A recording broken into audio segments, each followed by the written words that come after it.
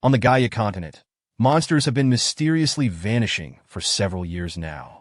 At first, people thought these creatures were just going extinct, but surprise, surprise, they were actually being whisked away to another dimension. This twist is precisely what one particular mage had been hoping to uncover all along. This mage has spent ages studying the sudden monster exodus, though he's still clueless as to the why and how of their interdimensional trips. Instead, his real focus is on how he can harness this power for himself. After gathering every scrap of research he could find, he finally set up a magic circle deep within a dungeon called the Great Labyrinth. Now, with all his work coming to fruition, he sets the coordinates, channels his mana, and steps onto the magic circle, ready for the grand leap to another world. A brilliant light flares up around him as the spell takes effect, illuminating everything in a radiant aura. Then, in a blink, everything goes still. Confused, the mage realizes that while the air feels different and the temperature is off, he's not in another dimension after all. Nope, he's still outside the dungeon, or rather, the entire dungeon has been transported to another dimension, leaving him stuck in a hole where the dungeon used to be. Meanwhile, in a different dimension, a young man stands in his attic, gaping at the interdimensional portal that's suddenly popped up before him. Up until a few seconds ago, his day was pretty ordinary. Kong Janik had been going about his work, observing the bustling college students around him, feeling a twinge of nostalgia for the days when he, too, had passion and purpose. Nowadays, though, as a D-rank hunter, he doesn't exactly have the luxury of career dreams. His co-worker snaps him back to reality, reminding him that they're only halfway through their workload and there's no time for standing around. After a grueling day, the two men finally rest in their van. Oddly, Jin-hyeok is barely bundled up despite the chilly weather. Turns out, one perk of being a hunter, no matter how low-ranking, is an enhanced tolerance to temperature, saving him a nice chunk of change on his heating bill. Sure, hunters enjoy some nifty perks, but Jin-Q's still slogging it out in part-time labor jobs. Why? Because he's flat broke, and with all the guilds monopolizing hunter gigs, there's not much he can do about it. A local serial killer has been wreaking havoc, targeting hunters from top guilds, and now those guilds are greedily snapping up every hunter job in sight. So much for climbing the ranks anytime soon. Today, however, seems to be Jin-Yu's lucky day. A loud crash, followed by screaming, echoes from the school area. This is his chance. Chaos like that can only mean monsters are on the loose, and just bagging a few could set him up with enough cash to coast for a whole year. But as luck would have it, his dreams are promptly crushed when a man barrels in, shoving Jin-hyeok aside as several other hunters swoop onto the scene. Titan, the guild managing the area, is already there, and in a flash, they take control of the situation. Duyin, the deputy guild master, snaps at Jin-hyeok, telling him to get lost unless he's itching for a one-way ticket to the afterlife. The gap between him, a mere D rank, and an A rank hunter from a big-time guild is just too massive to bridge. With his aspirations trampled, he trudges on to his next part-time gig, hoping at least it will pay a few bills. Later, as he arrives home, weighed down by a hefty dose of defeat, he hears a strange noise coming from deeper in his apartment. Investigating, he finds himself face-to-face with a portal to another world, packed with monsters. The creatures can't seem to see him, and he's able to pass through with zero weird reactions on his end. This could be the break he's been looking for. Heading downstairs to gather his thoughts, he ponders his options.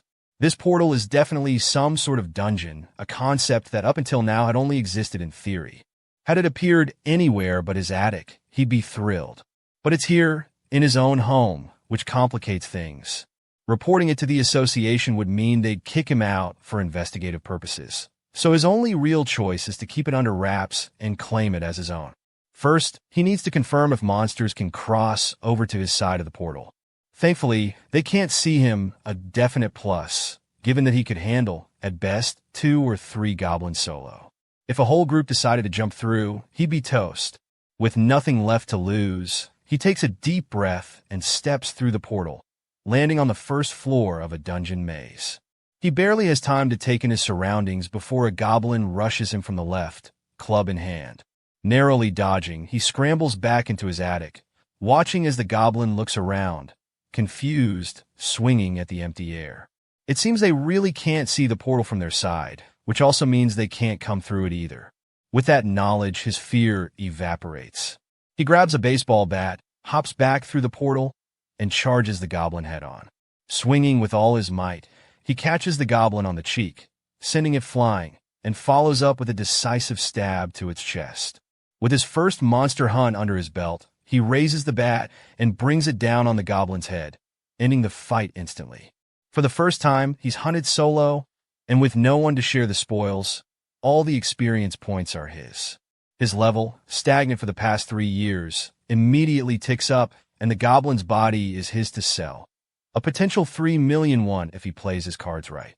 The next day, he heads to a hunter's market, trying to sell off the goblin corpse. One look at the body, and the merchant can tell our guy's a newbie. His inexperience has severely lowered the goblin's market value. Still, Jin-hyeok manages to secure a little over 3 million won, just as he'd hoped. All he needs to do now is provide the area where he hunted the goblin for verification. That's one piece of information Jin-hyeok can't afford to reveal. If anyone finds out there's a dungeon in his attic, his profits could vanish faster than a goblin hit by a baseball bat. While Jin-hyeok is trying to figure out a way to escape his latest predicament, a group of hunters from the Black Dragon Guild storms in like a pack of hyenas on the scent of fresh prey. Apparently, someone dared to steal a kill from their territory, and they're not pleased.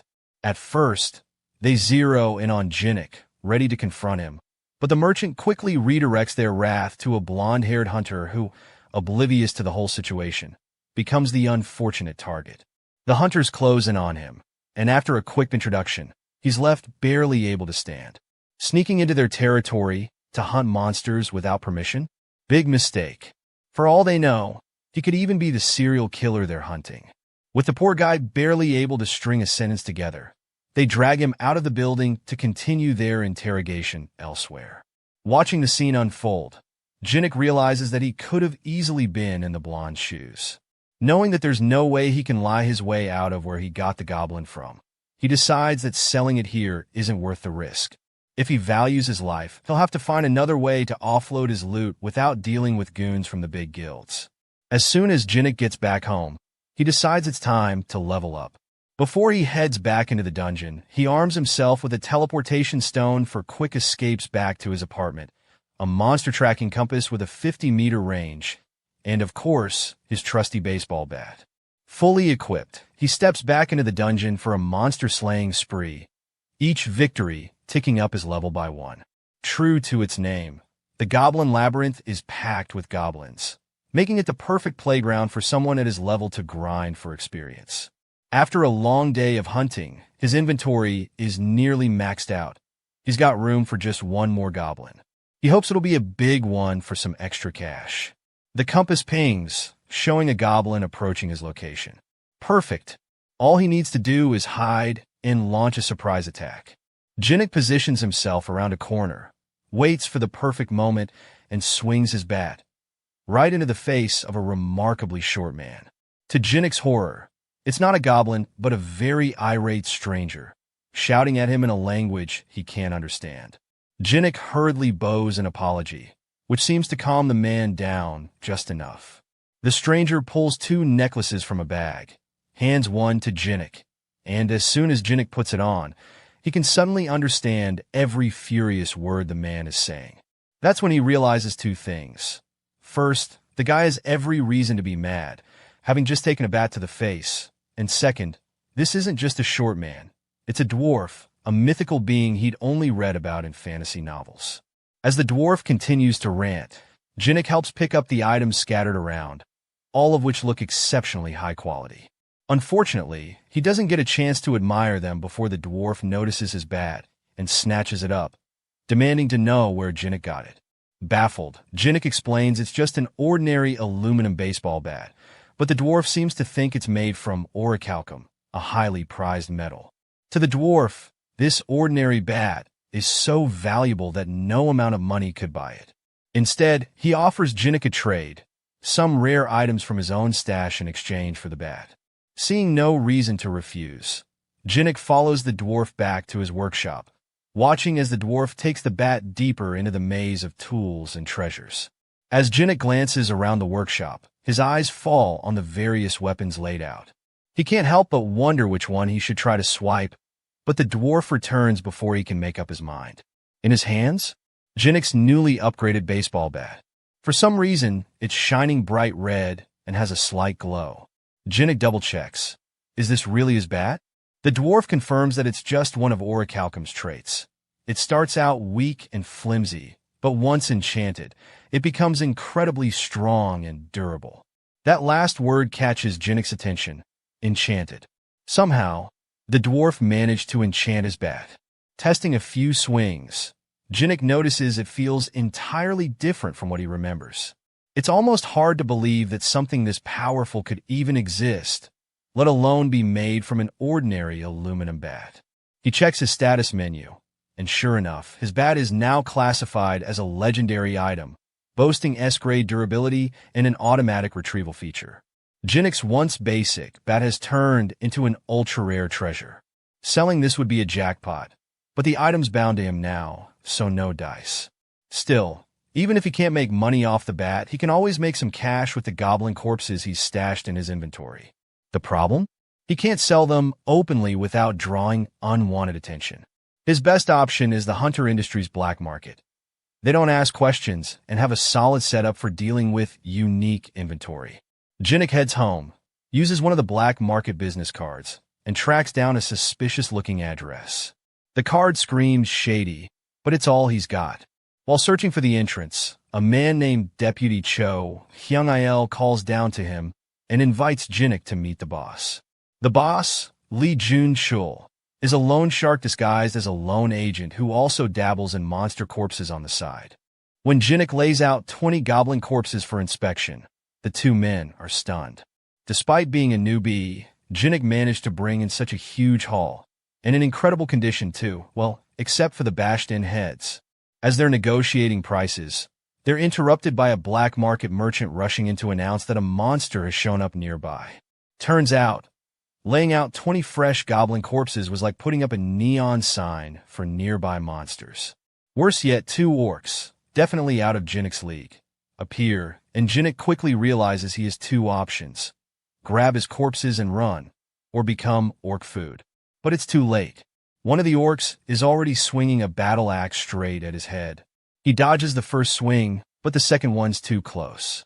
Just when he thinks it's game over, his enchanted bat magically summons itself from his inventory and blocks the attack, sending the orc flying back. Another enchantment, presence detection. With this bat, Jin-hyeok might actually stand a chance. As the orc charges again, Jin-hyeok, now more confident, goes on the offensive. He smashes the bat down on the orc's knee, disorienting it, and follows up with a strike to its face, snapping its neck instantly. Just like that, his level jumps from 24 to 36, before he can celebrate the second orc attacks. This time, he dodges, runs behind it, and slams his bat into its back, then finishes it off with a blow to the head. With the orcs defeated, Jin-hyeok smirks, turns back to the men, and suggests they add the orc corpses to their deal. That day, he walks away with a spring in his step, having convinced them to pay him 15% above market price. His bank account is now a sight to behold, and, thanks to saving the black market crew, he secured a reliable buyer for his future loot. Clearly, the black market guys have realized Jin-hyeok isn't some low-level thief. They're looking at a hunter strong enough to take down two orcs solo. Even with his legendary bat and newfound strength, though, he knows he'll need better gear to tackle higher-grade monsters. Fortunately, he's got a plan to score his next upgrades, maybe even for free. The next day, Jin-hyeok shows up with a crate full of beer cans and alcohol for the dwarf, thinking he'd struck gold. After all, the dwarf loves aluminum, so why not beer cans? The dwarf's eyes widen, seeing the crate full of orichalcum. He tries a can, only to spit it out immediately, the taste absolutely horrible. To avoid another shouting match, Jin-hyeok quickly offers him some soju instead. The dwarf takes a swig, and while he's mildly satisfied, there's clearly room for improvement. Jin-hyeok can sense it. The dwarf is looking for that extra kick. Taking advantage of the moment, the dwarf gives Jin-hyeok a new quest: mine some mithril ore. What does mithril have to do with alcohol? Who knows, but Jin-hyeok wants free gear, so he's in. He dives deeper into the labyrinth, emerging at a large forest clearing on the second floor. A menu pops up, telling him he can record this location as a warp point. Jin-hyeok has no idea what a warp point is, but accepts anyway, creating a portal to travel between floors. He ventures further, reaching the second floor, ominously called Dogs and Skeletons. Immediately, monster dogs leap at him. Compared to the orcs he fought before, these are nothing more than free XP. He swings his bat with abandon, wiping out 25 of them and collecting their corpses. That haul alone should net him a solid 200 million won. Tempting as the money is, he has to stay focused on his mission, mining that mithril ore. As he journeys deeper, skeletons start appearing. Since skeletons can't be sold and must be destroyed by breaking their core, Jin-hyeok realizes why the dwarf sent him instead of going himself. Skeletons are an absolute pain to deal with, but they do help boost his level to 100, unlocking a new class. Expecting a berserker or warrior class after all the fighting he's done, he's shocked to find out he's been designated a cleric. After dispatching the skeletons, he finally collects the mithril ore. The dwarf, who doubted he'd make it back alive, seems impressed. As a reward, he offers to forge anything Jin-hyeok wants. Already armed with a legendary bat, Jin-hyeok requests lightweight armor that can still withstand heavy hits. The dwarf gets to work, and Jin-hyeok heads home for a well-deserved nap. A few hours later, he returns to find the dwarf ready with a new piece, mithril chainmail. It's designed to fit snugly under his shirt and hoodie, making it the perfect hidden armor. To demonstrate, the dwarf smacks Jin-hyeok in the chest with a hammer, an attack that would have normally broken a rib or two, but Jin-hyeok barely feels it. With this armor and his enchanted bat, his combat skills have skyrocketed. Meeting this dwarf was definitely the lucky break he'd been waiting for. But the dwarf isn't done. He hands Jin-hyeok a large barrel of soju, made from the mithril or Jin-hyeok brought back. Jin-hyeok takes it home to try and discovers the dwarf was right. The mithril barrel has transformed the soju into something completely unique. With this in hand, he contacts the black market dealer again, offering not only cobalt corpses, but now also premium quality liquor. Meanwhile, in another part of town, the Titan Guild is finishing a training session when an unexpected anomaly gate opens, spewing hordes of lizardmen. The deputy guild master, Andon, stubbornly refuses to call for backup, pushing his team to hold the line on their own. Jin-hyeok, however, is having a much better day.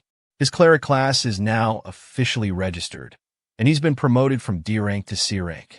Given that clerics are rare and highly sought after by top guilds, he's excited about the new opportunities. Just then, a bloodied hunter bursts in, desperate for a cleric's help. Jin-hyeok volunteers and is taken to the site where Titan Guild members are locked in battle with the lizardmen. He's instructed to stay in the back and heal as many people as he can. Jin-hyeok wants to jump in on the action, but the guild member assures him that healing is all he needs to do, and he'll be handsomely paid once the fight is over. The healer's presence is enough to keep the guild members fighting, but the waves of lizardmen are relentless. One of the other clerics suggests calling a support guild for backup, as the odds are starting to look grim. Just as Jin-hyeok is considering their next move, he senses a hostile presence behind him.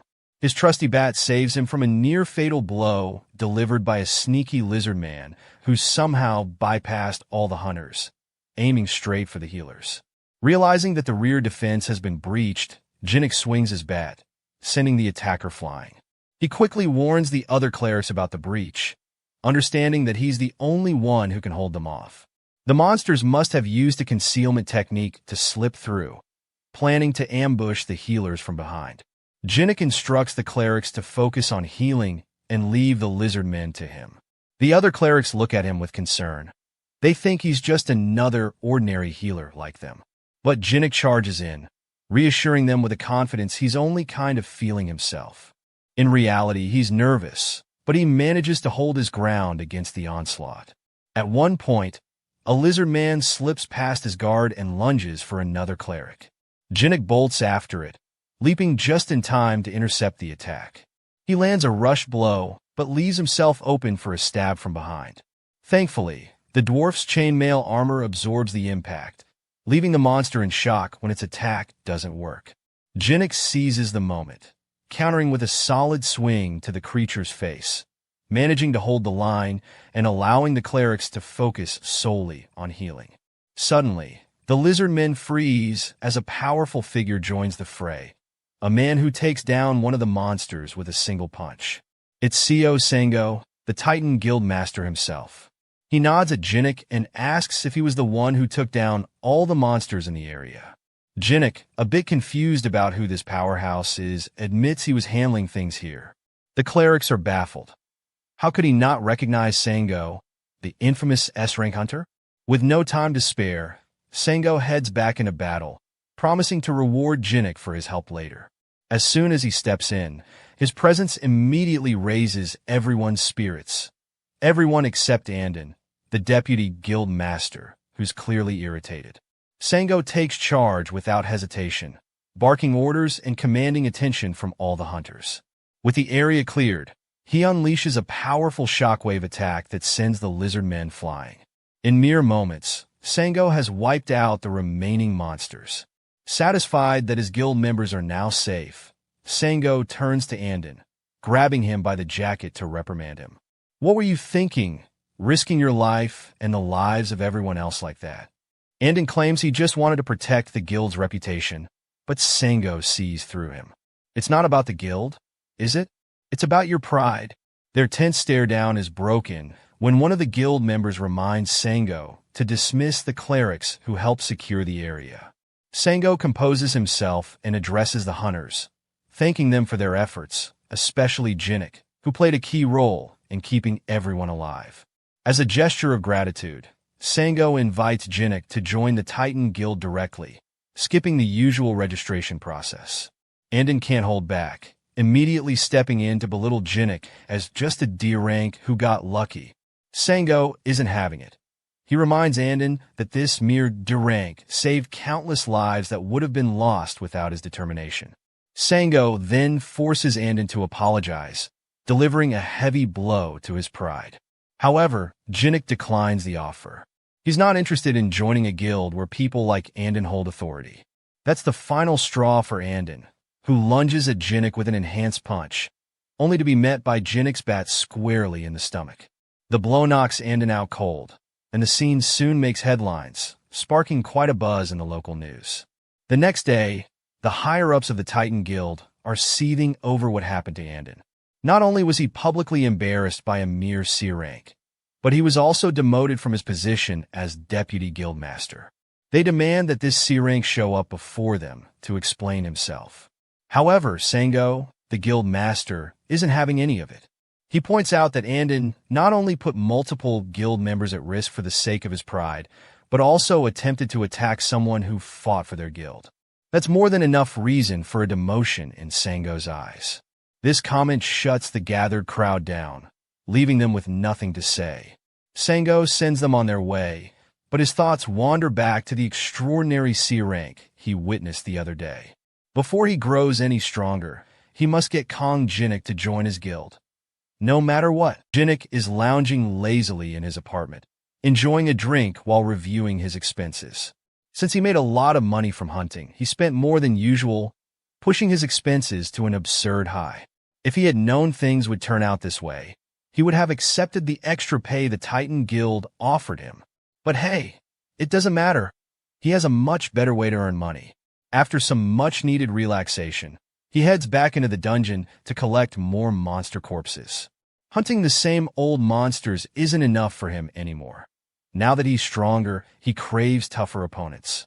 He ventures deeper into the second floor than usual and finds himself facing off against a small army of orcs. One of them tries to sneak up from behind, but he deftly sidesteps the attack and retaliates, defeating the orc instantly. As several others swarm around him, Jin-hyeok thinks, just a few days ago, I would have been dead on the spot. Thanks to his new equipment, though, he dispatches them with ease. By the end, he counts a total of 20 orc corpses, enough to keep him financially secure for a whole year. Still feeling energetic, he decides to delve even deeper into the dungeon, entering the third floor, ominously named the Temple Guardian's Labyrinth. At first glance, it appears empty, but that calm is shattered by a sudden tremor shaking the ground. A giant hand bursts out beneath him, Jin-hyeok barely manages to dodge it. Thankfully, he's quick on his feet. The hand belongs to a stone golem, an artificial monster built from mana.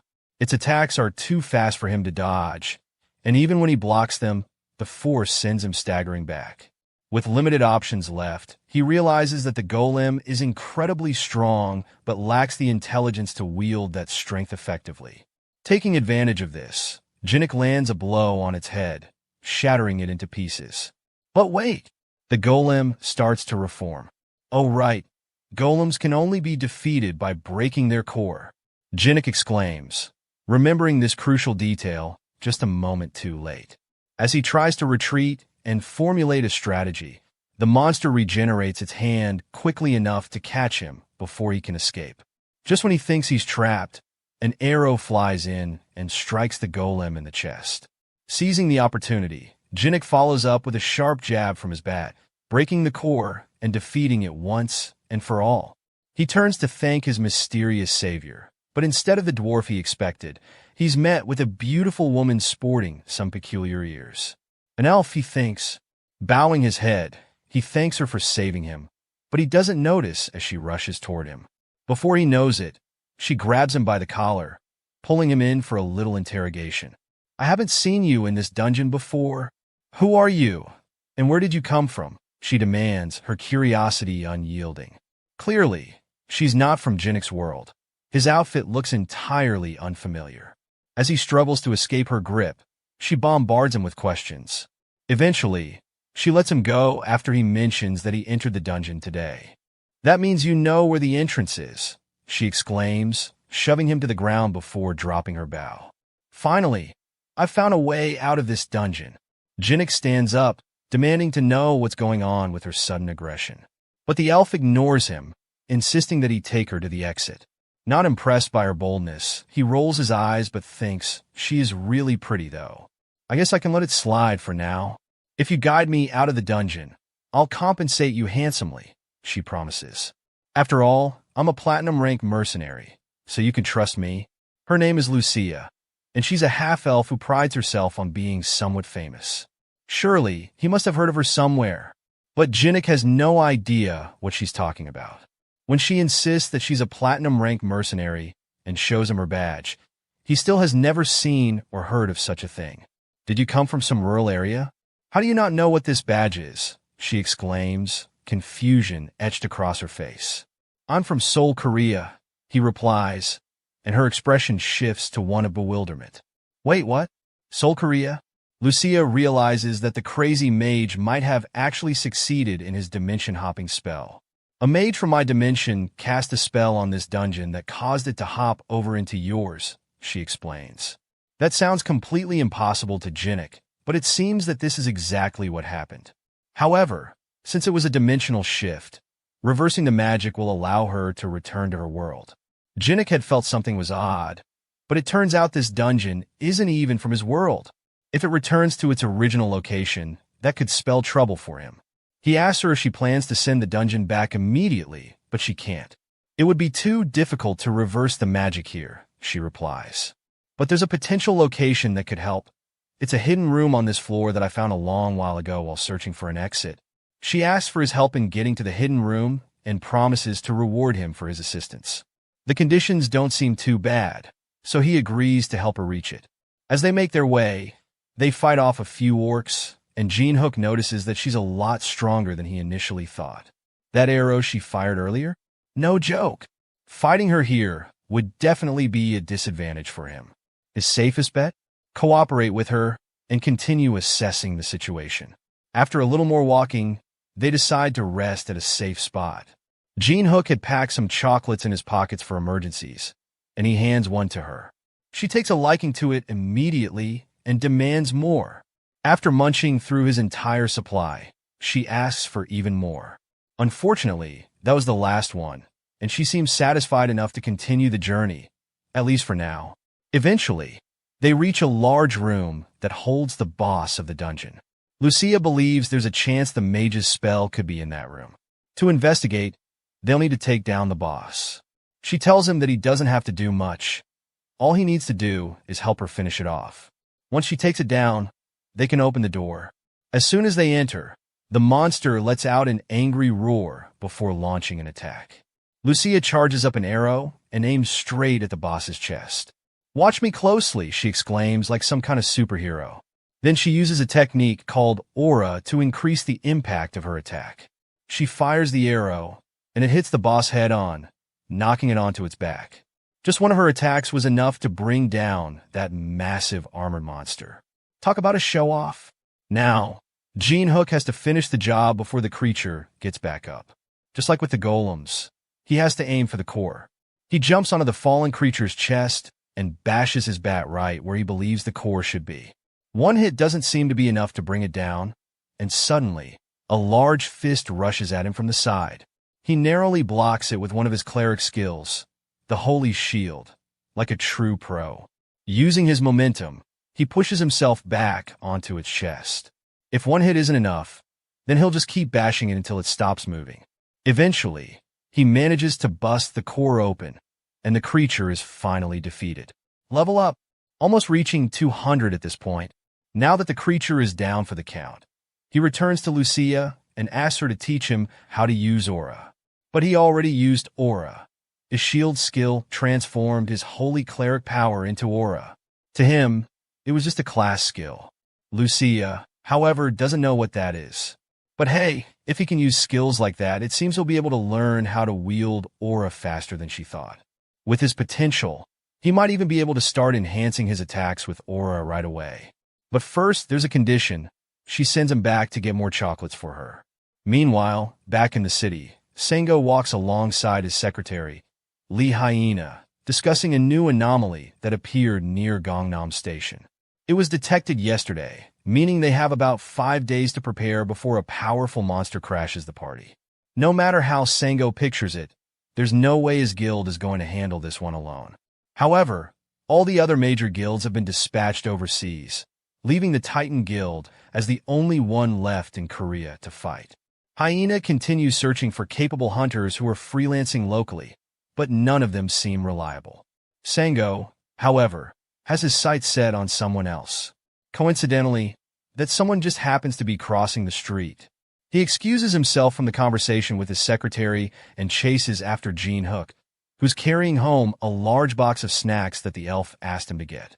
When the guild master's voice catches his attention, he offers his proposal for Jin-hyeok to join the Titan Guild once more. But Jin-hyeok doesn't have any plans to change his mind. In that case, Sango offers Jin-hyeok a job as a mercenary, so he can still work for the guild without being a part of it. The reward sounds substantial, which piques Jin-hyeok's interest, but he promises to only think about it. Classic. He returns to the dungeon and presents the snacks to the elf. She happily devours them all, and it's clear they don't have this kind of food in her world. After her hearty meal, Jin-hyeok asks her why she's eating down in the basement when they've already defeated the boss monster. She points up at a magic circle on the ceiling and explains that it connects the dungeon to the world he lives in. Because of this, she'll be staying down there for the time being to study it. So, if he wants to learn more about aura, he's going to need to bring her more chocolates. Now that she's done eating, she takes his hand to teach him how to use aura.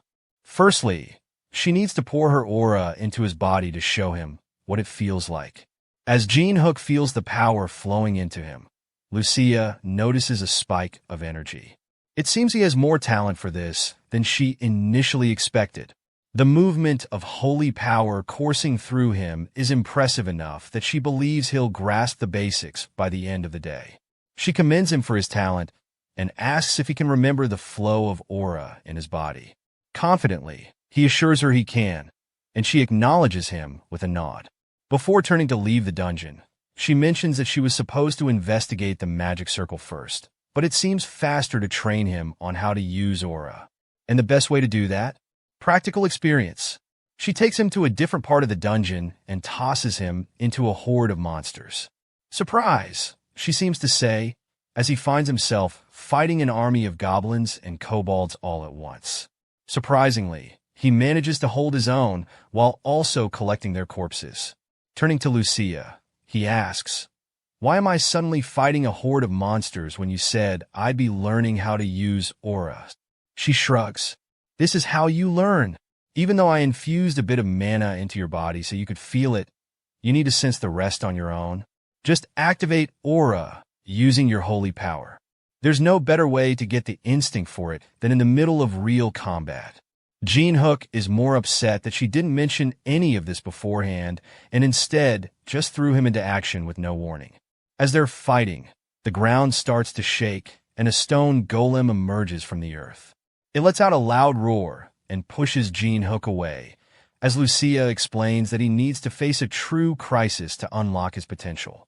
All you have to do is focus and try to feel the holy power coming from the shield you generate with your skill. The shield is made of aura, so once you get the hang of it, you'll pick it up quickly. Easier said than done, especially since he doesn't consciously activate the holy shield.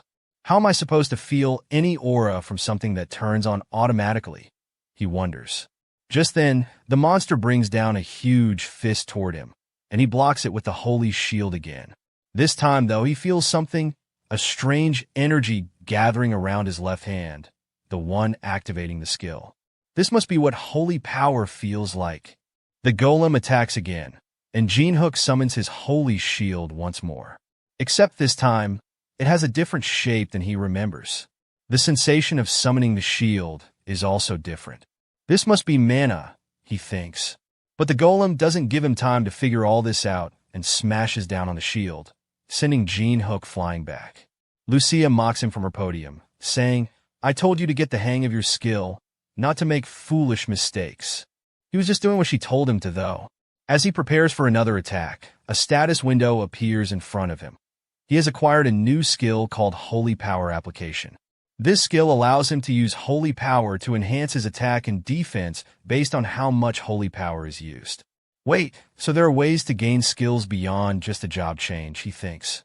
Lucia notices him spacing out and decides to take matters into her own hands. "It seems that facing a golem while learning aura is too much for you," she remarks, offering to take care of it from there. But Jin-hyeok quickly recovers himself and tells her to stand down. "Now that I have a grasp on my new powers, I should be able to handle everything." He charges at the golem, leaping off the ground to narrowly dodge another stone fist aiming right at him. While in the air, he focuses his mana on the bat and uses a front flip to gain more momentum before bringing the mana-enhanced bat down onto the golem's head. The monster falls, but he's not satisfied yet. He lands on its chest and focuses one more time, trying to channel even more mana into his bat before bringing it down right onto the golem's chest. At that moment, he unlocks a new skill called Holy Aura. With his enhanced weapon, he stabs the golem and successfully breaks the core. Unlocking his Holy Aura also allows him to gain new skills like Precision Strike and Unyielding. Thanks to Lucia's training, he unlocked 2 passive skills and an active skill. But Lucia is more concerned about the fact that he learned how to use aura in battle so quickly. She was expecting to just teach him the basics and call it a day, but now she has to see this through to the end. She takes one of her arrows and brings down a wall, opening up the area to an even larger horde of monsters. Jin-hyeok is not impressed, but he readies his bat and prepares for another battle. "Here we go again," he thinks, steeling himself for the chaos ahead. The battle with the monsters in the dungeon takes a lot out of him, and by the time he goes to sell the monster corpses, he's exhausted. He looks so tired that the black market boss, Junu, notices him when they meet. Jin-hyeok appears as if he just emerged from a war zone. Junu decides not to ask too many questions and gets down to business, accepting the monster corpses. He brings up the topic of the alcohol he sold to them last time, marketing it as traditional artisan soju. Since it hit the market, orders have been flooding in, and the drink has become incredibly popular in a short time. "I could focus on selling liquor and never worry about money again," Junu muses. With enough money to last him for the rest of his life and a small business already set up, Jin-hyeok heads home to rest. His training with Lucia has left him immensely tired, and just seconds after lying down in bed, he passes out. Not long after, he's jolted awake by the sound of a disaster alert.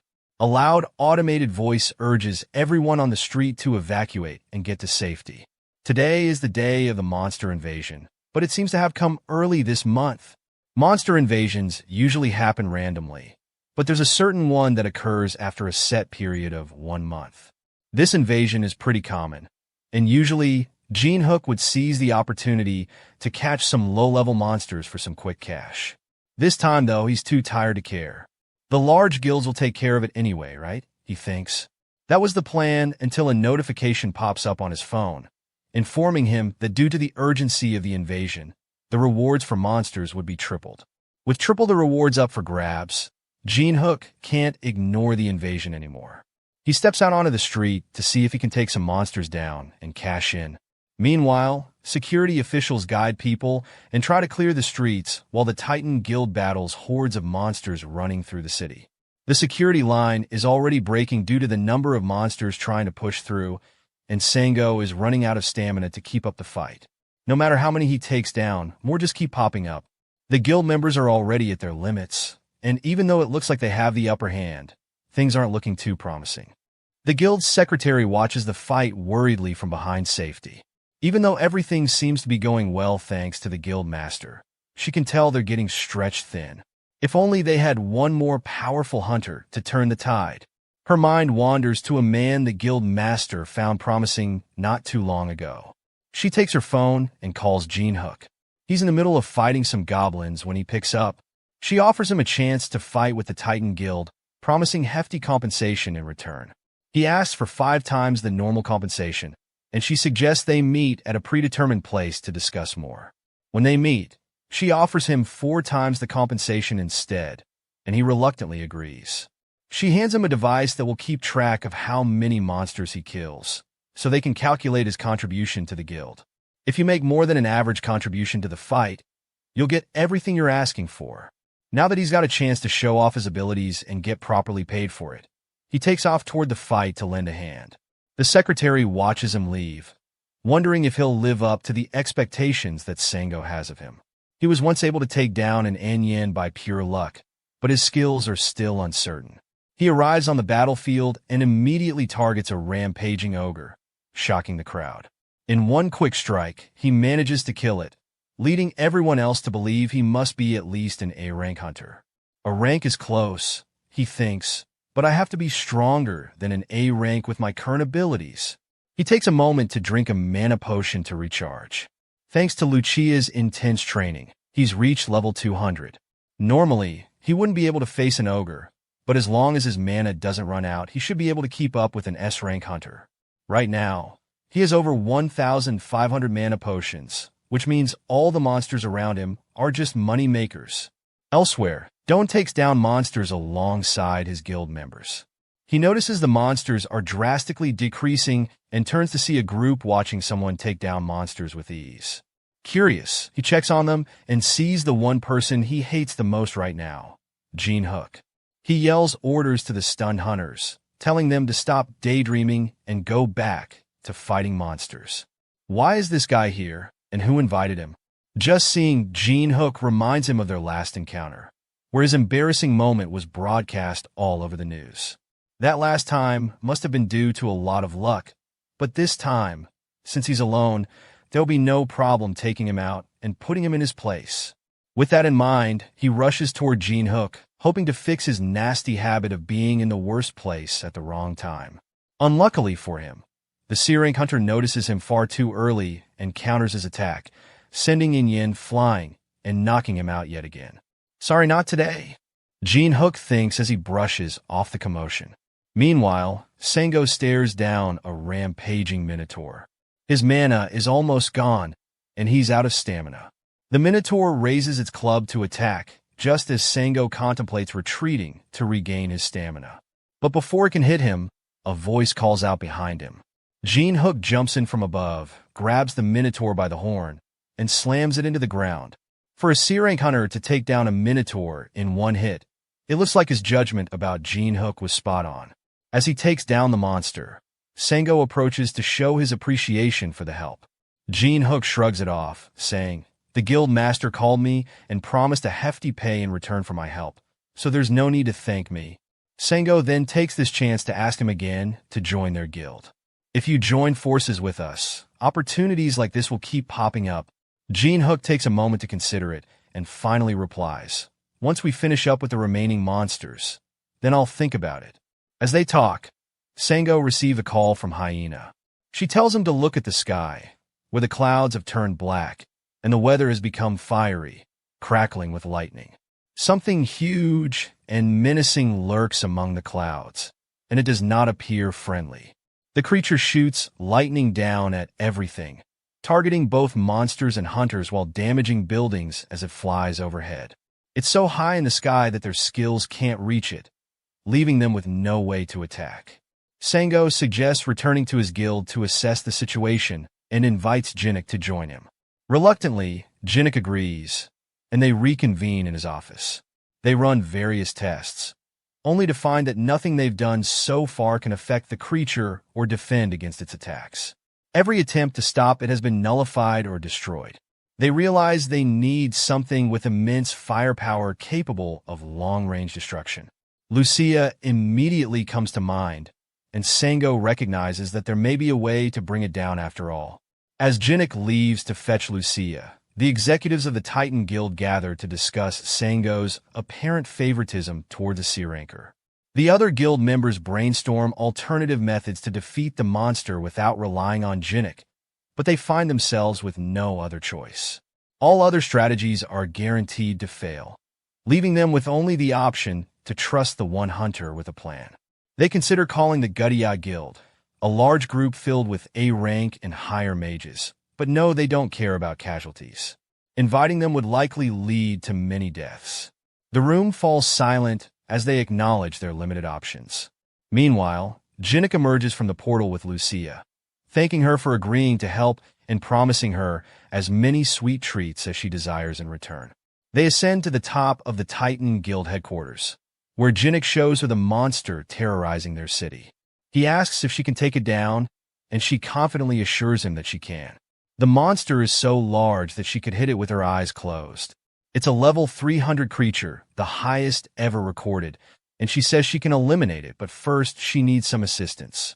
The building's roof can't withstand her power, so she asks Jin-hyeok to prepare a shield to absorb most of the impact. Not wanting to see multiple buildings destroyed, Jin-hyeok calls the guild leader to inquire about the potential damage once they take down the monster. Sango tells him not to worry about collateral damage and to focus solely on bringing the creature down. With that settled, Jin-hyeok prepares the shield while Lucia charges 2 arrows to strike the beast. She aims carefully and releases the arrows, creating a massive shockwave that pushes Jin-hyeok back, even with the shield. The 2 shots soar through the sky and land a direct hit on the monster, obliterating half its body from the impact. The Titan Guild watches in awe from the ground, amazed that Jin-hyeok managed to pull it off so effortlessly. Hunter Kong Jin-hyeok continues to impress. The whiplash from Lucia's attack leaves smoking trails on the building's helipad. While it wasn't the time to hold back, this was excessive. Lucia, on the other hand, is disappointed that the monster was so weak, attributing her ease in defeating it to her immense strength. Regardless, the job is done, and it's time for her to head back. She hands Jin-hyeok a tracker that monitors his points, showing a staggering 240 points. Before leaving, she warns him not to place too much trust in others, especially when money is at stake. People's minds tend to cloud with greed. She advises him to be wary, as she has learned from her many adventures. Jin-hyeok assures her he'll be fine and will handle anything that seems off. They part ways, and he heads down to the street where he's met by Sango and his secretary. They catch up with him and ask how he managed to take down such a formidable monster alone. Jin-hyeok politely declines to share, calling it a secret. One of the executives is offended and doesn't believe a mere sea ranker could defeat such a giant beast. However, Jin-hyeok shows them the monster tracker, displaying a substantial number of points, proving he indeed took it down. Sango stops the executive there and apologizes to Jin-hyeok for the outburst. The executive watches in anger, feeling Sango favors a sea ranker over his guild members. He decides it's time for a change, as Sango is hindering the guild's future. He pulls out his phone and dials an unknown number. By the next day, rumors spread throughout the city that an ordinary sea ranker defeated the giant monster. Members of the Titan Guild are skeptical, but verifying the information isn't too difficult. Word also circulates that the guild master personally offered Jin-hyeok direct entry into the Titan Guild, which he turned down. He must be confident in his skills to reject such a significant offer from Sango himself. The rumors even reached the Allron Guild, who learned that Andoan has been hospitalized after the monster invasion. Known for his impressive skills, it's revealed he was defeated by the rumored C-rank hunter. If this is true, the rumors hold some weight. The Allron Guild scouts decide to meet with Jin-hyeok to verify the information. He might have unlocked a hidden class, which is exceptionally rare for hunters. If that's the case, they need to recruit him into their guild before another guild takes him, or they eliminate him. Meanwhile, Jin-hyeok sleeps soundly after the battle, having exhausted all his stamina. He passes out as soon as he gets the chance, and wakes up 2 days later, realizing the toll of overexertion. He walks into his living room and finds that Lucia has created a massive mess with all the snacks he bought her. She managed to eat everything in just 2 days. With no food left in the fridge, her only option was to consume the snacks. Since he hadn't opened the portal for her, she couldn't return to the dungeon. This confuses Jin-hyeok, as he's never needed to open the portal before. It's always been accessible. He heads to the attic to show her that the portal is indeed open, but this doesn't make sense to her since there was nothing there moments ago. She instructs him to step away from the door, then reopens it, revealing that there's nothing there now that he's stepped back. Jin-hyeok is baffled, as he has only ever seen the dungeon open. Lucia theorizes that the dungeon responds only to him, suggesting it's imprinted directly on him, meaning it could have fallen on his head. Luckily, it was a failed spell. He decides not to dwell on that, and instead orders food for both of them. Lucia wonders how he found his way back to the house after they defeated the monster. She explains that she placed a recognition suppression spell on it, which should have made it impossible to locate. Jin-hyeok asks why she would cast such a spell on his house. She reveals that strange individuals from some guild named Allron had been visiting while he slept, which annoyed her enough to ensure they could never return. Jin-hyeok is perplexed as to why those large guilds would be searching for him. He pulls out his phone to discover what happened during his slumber. The first headline he sees grabs his attention. News of him defeating the giant monster has gone viral. A video circulates that clearly shows him fighting alongside the Titan Guild, and it seems he has become famous overnight. This newfound attention is problematic. His greed in using Lucia's power has placed him under a spotlight. The hunter industry is territorial, and strong competitors are swiftly eliminated. He resolves not to dwell on the past. With Lucia done eating, they return to the dungeon to deliver their loot to the dwarf. Thanks to Lucia's powerful shot, the monster's body is too damaged to salvage, leaving them only with its head. The old man is frustrated with Lucia for overdoing it and ruining valuable material, revealing a natural animosity between them. Jin-hyeok interrupts their argument, asking the dwarf if he can craft something from the corpse. The dwarf digs out an organ from the head, which allows it to produce lightning. With that, Jin-hyeok can enchant his baseball bat to create lightning as well. He inquires how the dwarf would like to be compensated, but the dwarf simply wants Lucia to leave his workshop. Angered, Lucia shakes with rage, and Jin-hyeok has to calm her down by promising more sweets.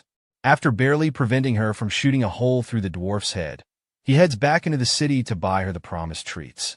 On his way back home, Jin-hyeok senses something lurking in an alleyway. It seems like someone is tracking him. With a quick flick, he drops his groceries behind a wall and calls out to the creep following him. "Hey, I can see you, you know." A voice answers back, surprised that Jin-hyeok noticed him at all. Suddenly, a figure appears out of nowhere and rushes at him, swinging a sword. Jin-hyeok barely manages to block the attack with his bat. The newcomer is astonished that Jin-hyeok could even see him, confirming the rumors. Jin-hyeok is more than just an ordinary C-rank. "Guess I'll have to show you just how ordinary I am," Jin-hyeok thinks as he pushes the attacker back and leaps at him for a counterattack. Since the attacker wants to keep his identity a secret, Jin-hyeok decides he'll just have to beat some sense out of him until he spills the beans. However, the attacker has a different plan. He uses a skill to turn himself invisible. Jin-hyeok can just faintly feel his presence, enough to dodge and block most of the attacks, but he knows he can't keep this up forever. If only he had his usual bat. But the old dwarf is working on it, so he's stuck with a regular aluminum bat. This is going to be a long day, he thinks, realizing he needs to make a run for it. Just as he decides to escape, the hooded attacker attaches a tracking device to his shirt. Jin-hyeok sprints toward a crowded area, hoping to hide, but the attacker's device allows him to track his every move. The trail leads to a bathroom in a department store. Perfect, he mutters, camouflaging himself. He kicks open a stall door, ready to pounce. Except there's nothing there but the tracker stuck to the wall. Seriously? A bathroom trap? Jin-hyeok realizes he's been played. Just as he's about to kick himself for falling for that, the assassin charges up a fireball, aiming straight at Jin-hyeok and the poor kid who just wanted to use the toilet. With no time to spare, Jin-hyeok throws up a shield to protect them both. The assassin uses the smoke as cover to escape. Great, a fireball and a runaway, he thinks, shaking his head. As he tries to catch his breath, an object suddenly stabs right through the assassin's chest, killing him instantly. Oops, Jin-hyeok says, blinking in surprise. I didn't mean to kill him. Just as he's lamenting the situation, a status window pops up in front of him. It acknowledges the murder, but labels it as self-defense. Well, that's a relief, he sighs, but I could have done without the drama. Before he can process it further, two detectives approach him, asking questions about the incident. He tries his best to cooperate, explaining how he was just minding his own business when chaos erupted. Luckily, since he didn't receive the villain trait, the detectives don't suspect him of foul play.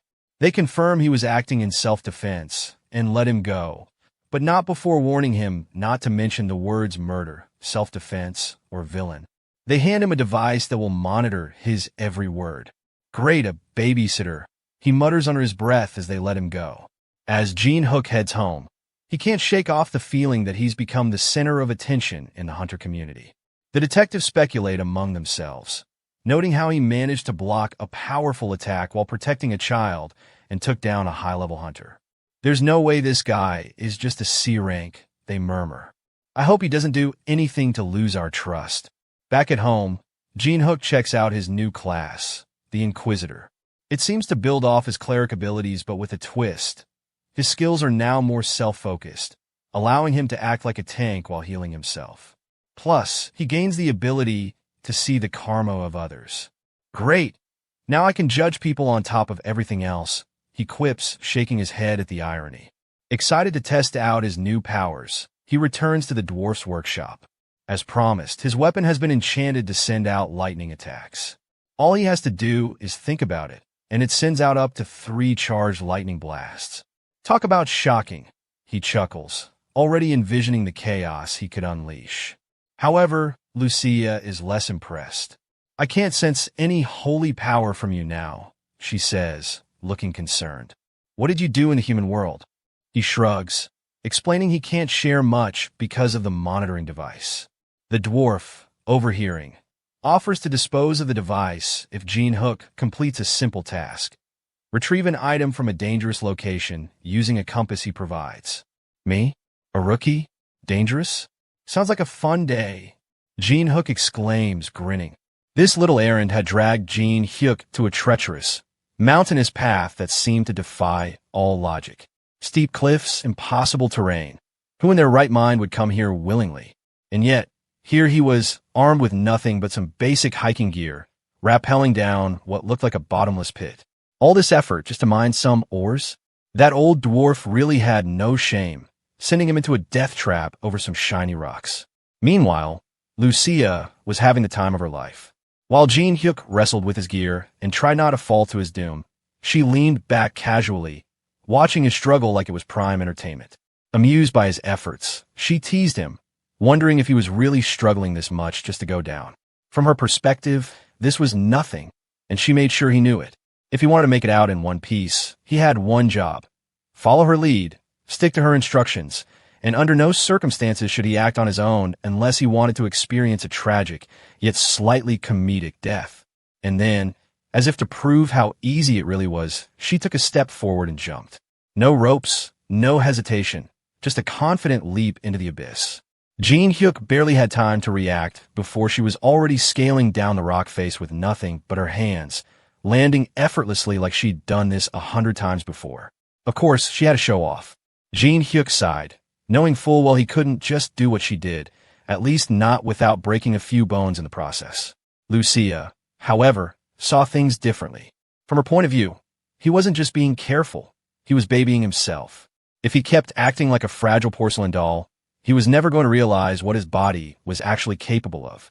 With a mischievous grin, she remarked that he was just limiting himself, fearing for no reason at all. And then, just to drive her point home, she dove headfirst into the pit, completely unbothered. Jin-hyeok stared after her, torn between admiration and irritation. It was unbelievable, but maybe she was right. His body had changed. He was stronger, faster. He just wasn't used to thinking of himself that way. Maybe he was being too cautious. Taking a deep breath, he loosened his grip on the rope and muttered to himself before letting go. The moment he free fell, adrenaline flooded his system. The wind roared past his ears, and for a second, doubt crept in. But as he neared the bottom, instinct took over. Using his hands and legs, he braced against the rocky walls, slowing himself down just enough to land beside Lucia, completely unscathed.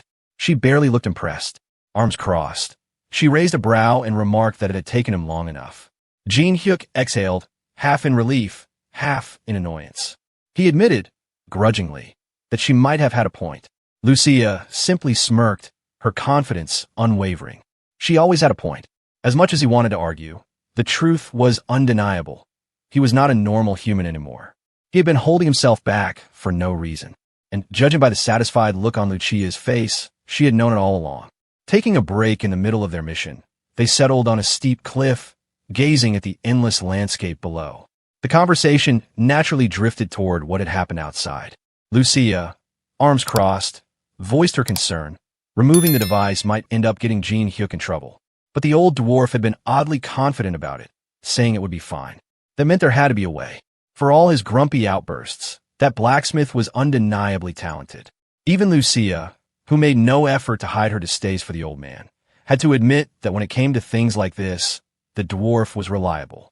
She still didn't like him, but she had no choice but to trust his craftsmanship. Shifting the conversation, Lucia's curiosity turned to something else, karma values. Specifically, the ones tied to Jin-hyeok's new class. She asked about her own level, and after a quick check, he informed her that she had 82, the highest among the three of them. Jin-hyeok himself sat at 64, while the old dwarf had 72. The numbers didn't surprise her. Considering the life she had led, it made sense that she had the highest karma. She had done everything she could just to survive. Even so, the difference between her and Jin-hyeok was a mere 20 points, and he had only killed one person so far. Lucia, on the other hand, had long since lost count. That thought led her to an interesting comparison.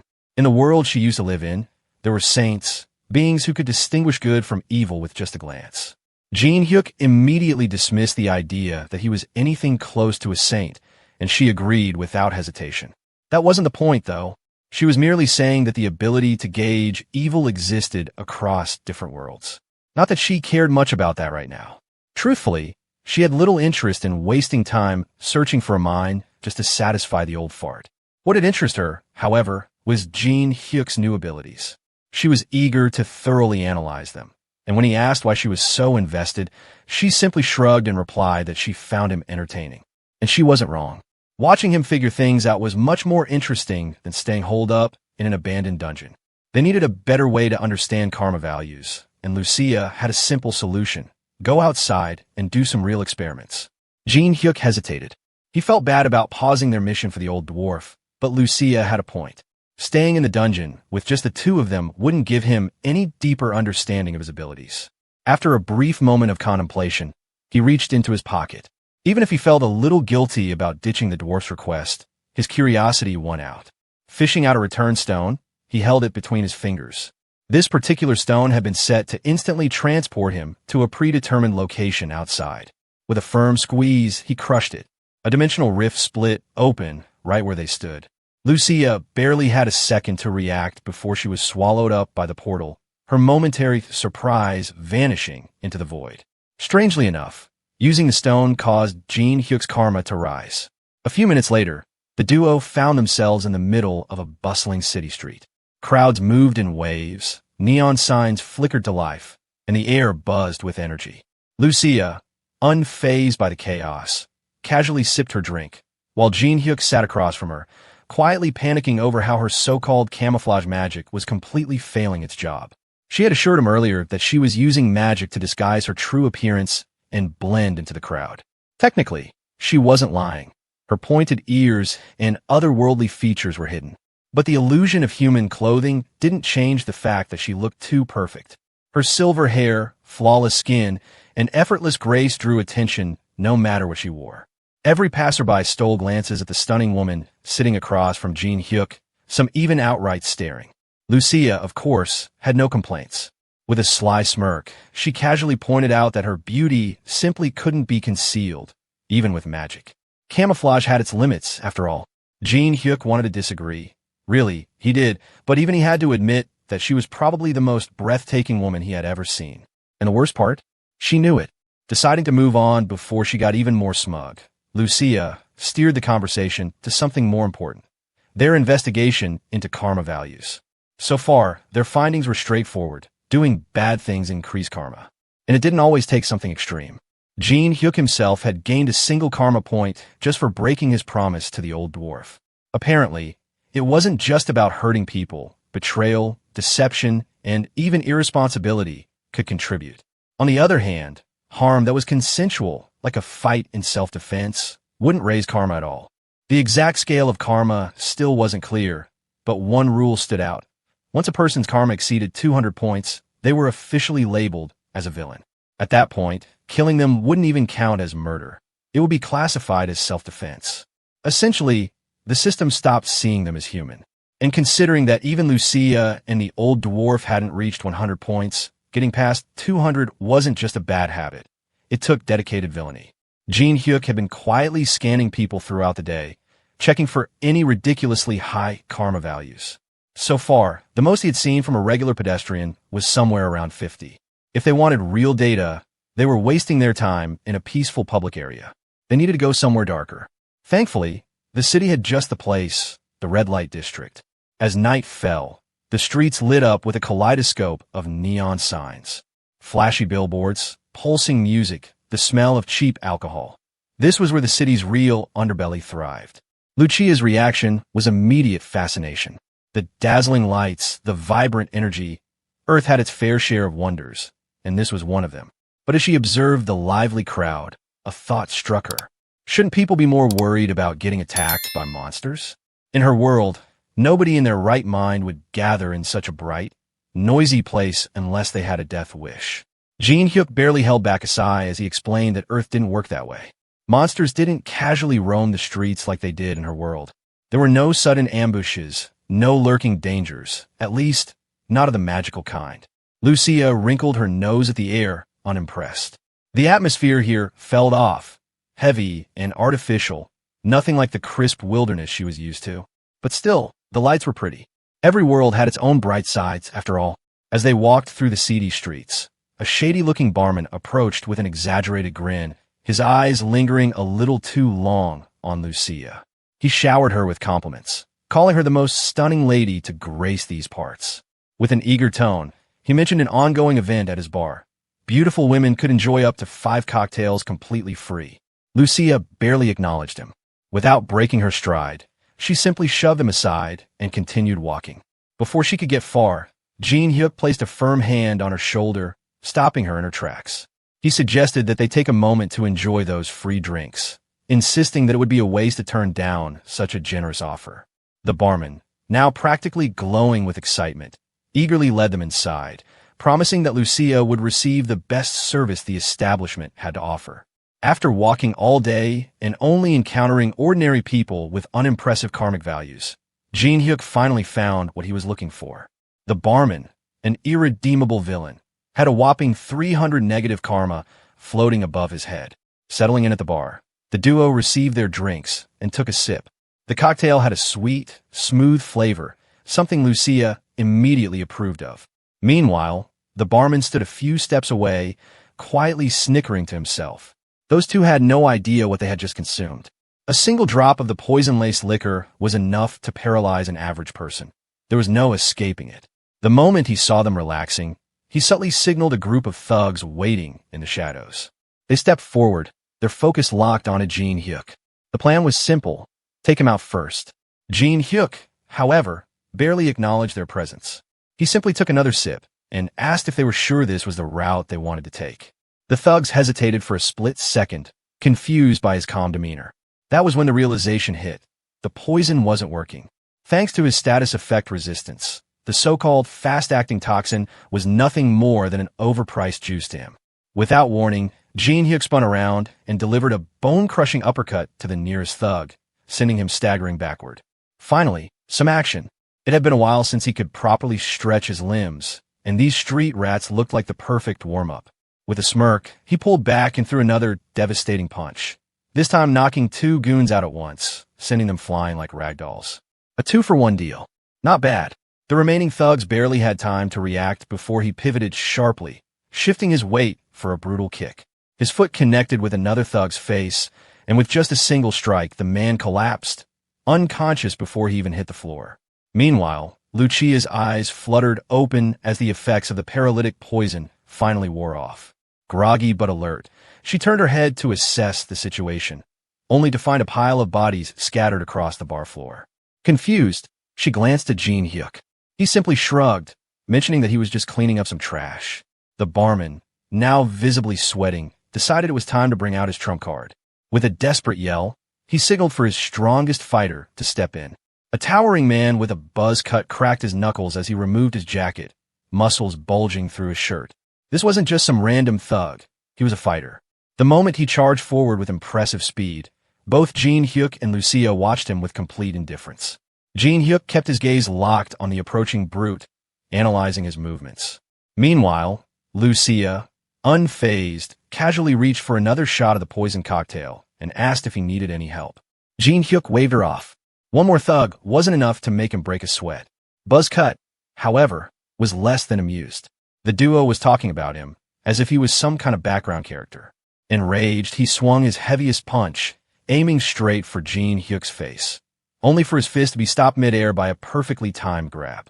No matter how much he strained, pushed, or twisted, he couldn't move Jin-hyeok an inch. A terrifying realization dawned on him. This wasn't just some random troublemaker. The sheer strength behind that grip meant only one thing. Jin-hyeok had to be a hunter. But that didn't make sense. If he was strong enough to be a hunter, why was he wasting his time in a dingy bar fighting low-level criminals? While Buzzcut desperately tried to figure out a way out of this situation, Jin-hyeok casually tightened his grip ever so slightly, until a sickening crack echoed through the bar.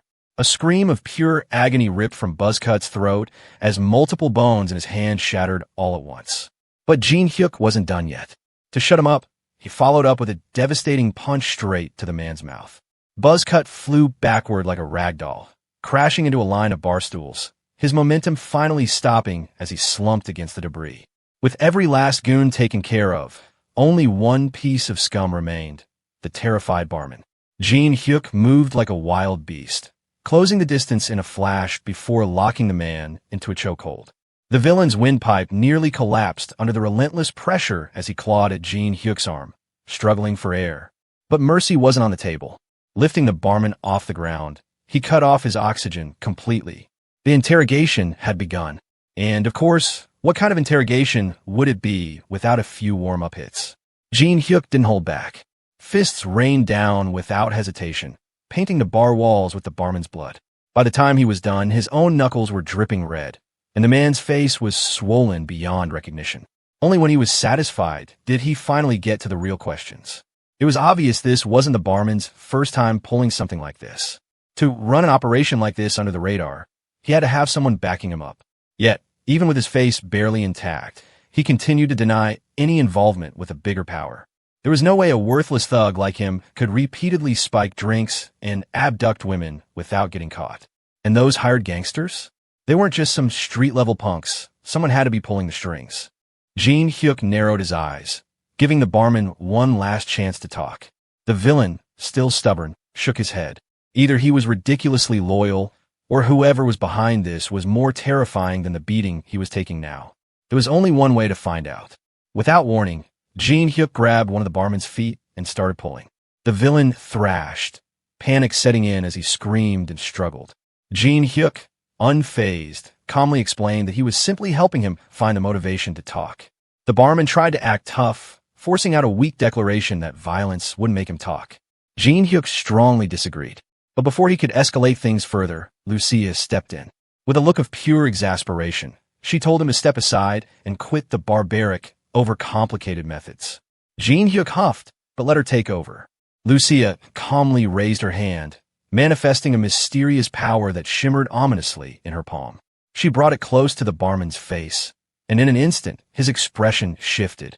The sheer terror drained away, replaced by a strange sense of ease, though he remained just as hideous. A few moments of silence passed as the power seeped into his system. And then, out of nowhere, his face twisted into something deranged.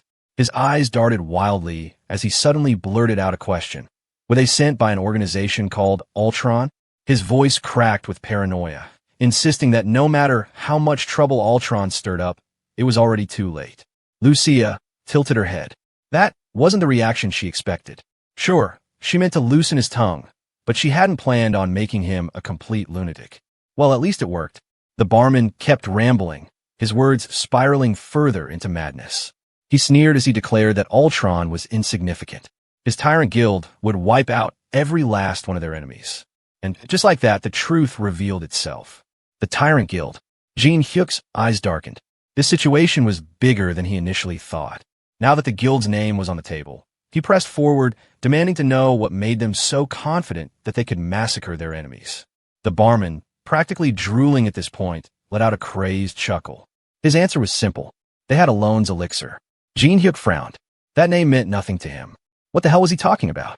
A few minutes later, the police arrived to investigate the incident, but by then, Jin-hyeok and Lucia had already slipped away. What started as a simple bar brawl had unexpectedly led them to uncover a massive conspiracy, one that reached all the way to the top, with a major guild secretly pulling the strings. As they hurried through the dimly lit streets, Lucia explained the horrifying truth. Alone's elixir wasn't just some ordinary performance enhancer. It was a drug that doubled a user's stats, but at a horrific cost. To make it, countless young women were sacrificed. She had heard of dark practices before, but never in her wildest nightmares did she think that a guild from Earth would be capable of producing something so sinister. It was almost unfathomable. But this wasn't new to her. Back in her world, Alone's elixir had existed too. There, they called it the Queen's Tear, a name that carried a heavy, painful weight. One of her closest friends had been sacrificed for it when they were younger.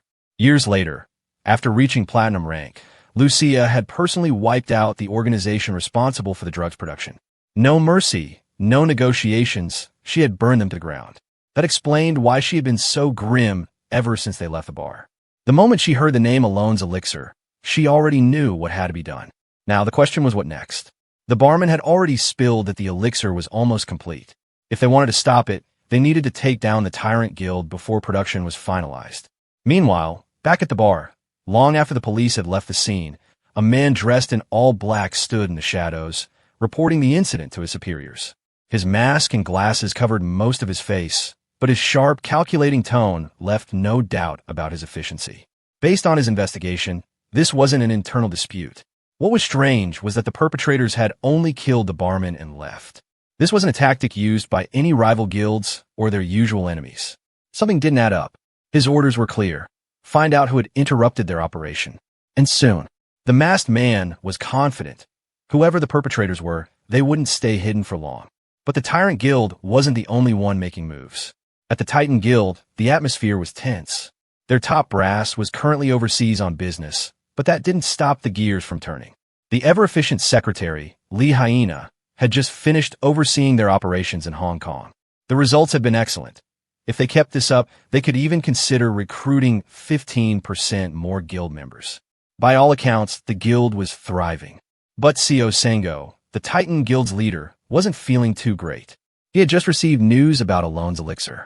As expected, even someone as competent as Lee Hyena had never heard of it before. The association had been working hard to keep its existence under wraps. Unfortunately, Hyena's return to Korea would have to wait. There was still guild business overseas. That meant Sango would have to handle things on his own. Wasting no time, he issued an urgent order to the entire guild. Effective immediately, Titan Guild was declaring full-scale war against the Tyrant Guild. The sudden declaration sent shockwaves through the guild. A move like this wasn't just risky, it was an outright gamble. Lee Hyena, ever the voice of reason, immediately asked for more details. Declaring war without consulting their executives? Without a strategy? It was reckless, even by Sango's standards. But he wasn't budging. He knew that failing to act now would only lead to greater chaos later. If the information he had received was correct, by the time the world found out about Alone's elixir, it would already be too late. Hyena, still skeptical, pressed for more information. What exactly had he learned that made him take such a drastic step? Declaring war on a guild as powerful as Tyrant wasn't something they could undo. Sango didn't answer right away. He knew the risks. He knew this decision would shake the entire guild. But he also knew they wouldn't be alone in this fight. Ultron Guild, and even the government itself, would be on their side once the truth came to light. Even so, war carried enormous risks. Hyena suggested they at least consult their executives first, make a plan, act cautiously. But Sango had already made up his mind. His thoughts had never been clearer, and he had no patience for drawn-out meetings and debates. One look at his expression told Hyena everything she needed to know. He wasn't going to change his mind. Sango was a cautious man by nature, but this time he was decisive. He understood Hyena's reservations. Acting blindly was never ideal. But right now, there was no time to hesitate. For now, he needed her to trust his call.